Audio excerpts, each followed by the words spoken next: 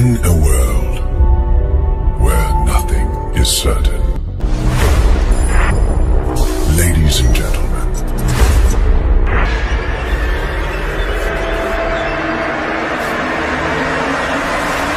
after getting hitched, Victoria and Albert went at it like bunny rabbits. Although Victorian society was deeply repressed and straight-laced, Victoria loved a good time in the bedroom, as evidenced by her 9 pregnancies. There was little love for Queen Victoria on the Emerald Isle. During her rule, Ireland suffered through the Great Hunger, the darkest and most despair-riddled 7 years in the country's history. This fierce and unforgiving famine resulted in the deaths of 1 million men, women, and children, and caused 1 million more to forsake their native country and immigrate to distant shores. Victoria made a token gesture of donating £2,000 to aid victims of the famine, but it did more harm than good. When the Sultan of Turkey offered £10,000, he was told to reduce it to below £2,000 as to not offend Her Majesty. During her long reign, she only visited Ireland 4 times, and one of those times was 1849, when the famine was still raging but coming to an end.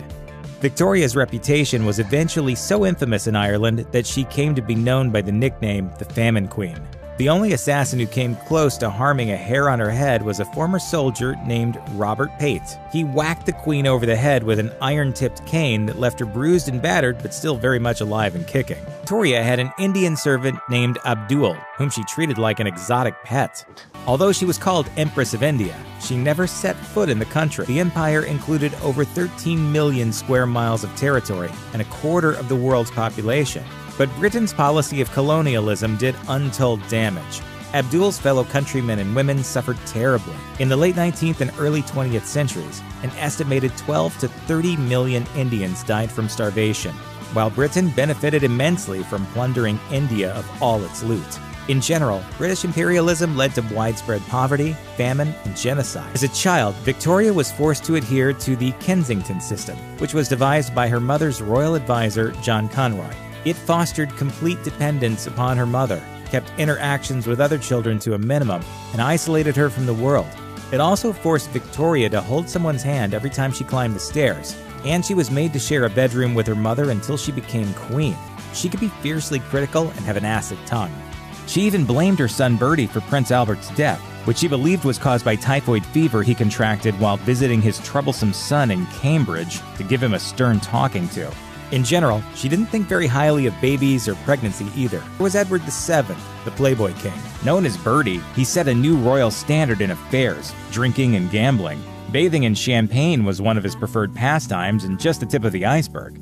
Being born in such a repressive society may have instilled in Bertie a need to rebel. But more likely, an indulgent yet distant mother led him to behaving like a hell-raising and party-loving rock star. Bertie had to wait 60 long years before he got to step up to the throne and wear the crown. After 9 years, 3 months, and 12 days of rule, he died of pneumonia in 1910. Victoria was the first carrier of what was once referred to as the royal curse. Today it is known as hemophilia, and many of her descendants had inherited the curse that could lead to excessive bleeding and even death. Her son, Prince Leopold, was the first of Victoria's line to inherit the curse. Leopold was a sickly child, and Victoria fretted about him constantly. Her worry was justified. After suffering a fit and hitting his head in the south of France in 1884, he died the following morning from a cerebral hemorrhage. To 2 of Queen Victoria's daughters, Princess Alice and Beatrice, the curse spread into many of Europe's royal dynasties. Victoria, who was no stranger to mind-altering substances. She was rumored to use opium tinctures and once chewed cocaine-laced gum with a young Winston Churchill. But all of that was legal. Insisted on inhaling chloroform for 53 minutes from a handkerchief when she was in labor with her 8th child. After the death of her husband, Prince Albert, in 1861, Victoria basically stopped wearing colors for 40 long years until her death in 1901. Family has a black sheep, like a slightly racist uncle. But what if you were related to the most notorious serial killer of all time? Well, there's actually a theory that Victoria's grandson, Prince Albert Victor, was Jack the Ripper. Eddie, as he was affectionately known, was rumored to have contracted syphilis from a prostitute in the West Indies. The theory goes that as the syphilis began to rot Eddie's brain, he took his revenge by killing ladies of the night in London's East End. Another theory suggests that he secretly impregnated and married a common Catholic girl from Whitechapel who was friends with Jack the Ripper's victims. Apparently, in order to stop the scandal and silence everyone who knew about it, an agent started slaying anyone who knew. Victoria's physician, William Gull, was rumored to have carried out the dark Princess deeds. May was singled out by Queen Victoria to marry the heir to the throne. She became the bride of Prince George of Wales. King George V and his Queen Mary came to the throne in 1910 to be crowned in Westminster Abbey the following year. King George realises that if he's going to hold on to the throne, he has really got to sell the royal family to the population of Britain. One of the first steps in the king's rebrand had been to change the family name from the German Saxe-Coburg-Gotha to the quintessentially British Windsor. Then, the king would use his children to help front the campaign. Prince Bertie, who became known as the Industrial Prince, was dispatched to the factory floors, which had been the engine of the war effort. Prince Henry, an army man himself, saw to his lot, the soldiers returning home from the front who had sacrificed so much. And Princess Mary, who had trained as a nurse during the war, gave thanks to the wounded and those who cared for them, alongside her mother the Queen, starting to show dangerous divisions. It would be Edward's job as son and heir to shore up his father's empire, which made up almost a quarter of the world's landmass. Edward was living for pleasure. He was having affairs, he was drinking, he was smoking. And this did not get into the British press. The British press portrayed him as an immaculate figure. Prince George, Duke of Kent, was actually fifth in line for the throne, as the younger brother of Edward VIII and George VI. He was a high-ranking member of the royal family, whose outrageous private life had been a source of damaging rumour and scandal. Employing a mantra that a lessened chance of becoming king meant less responsibility, Queen Elizabeth's uncle lived a life of controversy as a supposed sex and cocaine addict with rumoured Nazi sympathies. He eventually met his end in a plane crash in Scotland. But 1936 was the tragic year of her life. After the death of her husband, she heard her son, Edward VIII, abdicate in favour of his brother. There had been 5 sons in the royal family, but Prince John died when he was 14. The Princess Royal married Lord Lascelles. Then the happy marriage between Prince George, the Duke of Kent, and the lovely Princess Marina. When the Duke of Kent lost his life on active service during the war, the Duchess and her children were taken to the heart of Queen Mary. There was a Scottish bride for the Duke of Gloucester. But the marriage of historic significance was the wedding of the Duke and Duchess of York. George VI, firmly on the throne, a great king, magnificently aided and partnered by Queen Elizabeth, Queen Mary could take life easier. The young queen-to-be had found a worthy consort. The royal tradition has been handed down, generation to generation. Alice became Princess Andrew after her husband, and she embarked on her new life as a Greek royal at the tender age of just 18. Alice's dad was Prince Louis of Battenberg, and her mom, Princess Victoria of Hesse and by Rhine, was also Queen Victoria's granddaughter. The young princess was given 6 godparents, all of whom were European royalty. Alice met Prince Andrew of Greece and Denmark at the coronation of King Edward VII in London in 1902. He was the 4th son born of a union between King George I of Greece and Olga Konstantinovna of the Russian Romanov dynasty. Alice and Andrew were married the following year in Darmstadt, Germany. 4 daughters had been born to the couple between 1905 and 1914. 7 years later, the couple finally received a son, Philip, who was born in the family villa of Monrepos in Corfu. However, not long after the arrival of the future husband of the Queen of England, the family were banished from Greece. The family was taken from Greece on board HMS Calypso under the protection of Commander Gerald Talbot, the British naval attaché.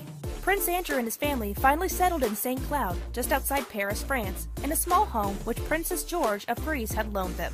In 1928, Alice converted to the Greek Orthodox Church from the Anglican faith in which she had been confirmed many years before. Soon after, Alice, by her own claims, began receiving divine messages. She also stated that she possessed healing powers. After suffering from a serious nervous breakdown, the princess was diagnosed with paranoid schizophrenia in 1930. Alice remained in the sanatorium for 2 years, and during this time, her marriage to Prince Andrew drifted to a position of no return. Upon her release, she broke contract with her whole family, other than her mother. During her time away, Alice's daughters had all married German princes. Meanwhile, Prince Philip had gone to live with his uncles in England. where he was later to meet the future queen. The princess later took up residence in her brother-in-law's 3-story house during World War II, a cataclysmic event which once again placed members of the royal family in danger. Alice was also in the uninevitable position of having 2 son-in-laws fighting for the Germans and a son, Philip, enrolled in the British Royal Navy. The ruling force had incorrectly assumed that Alice was a German sympathizer due to her having 2 son-in-laws in that country's military. Her family was exiled more than once from Greece. In 1918, 2 of her aunts were murdered by the Bolsheviks in the aftermath of the Russian Revolution, and by 1947, she was traveling to London to celebrate a far happier event. And the difficulties continued. At the wedding of her only son, her surviving daughters could not attend due to the nationality of their husbands. Within a few years, Alice's son was elevated to the title of Duke of Edinburgh, when his wife rose to the throne as Queen Elizabeth II. Harold Macmillan, the future Prime Minister of the UK, visited Athens soon after the city's release from German hands and reported on Alice's condition. Apparently, he stated that he had found her living in humble, not to say somewhat squalid condition, and she was in attendance at the Queen's coronation in 1953. Alice died in December 1969 at the age of 84. She passed away in Buckingham Palace, where she had lived with her son and daughter-in-law for the previous 2 years. Alice died with no possessions, as she had given everything away. Only a few short months before Prince Philip launched the World Wildlife Fund, he landed in Jaipur, India, with the Queen. The royal pair slipped into matching safari jackets and journeyed into India's Rajasthan jungle. The wall of white canvas was the area into which a tiger had been driven by beaters. Queen and her party were taken on saddled elephants before the serious business of the hunt began. Then, when all was ready, they transferred to howdahs. And yes, there was the tiger.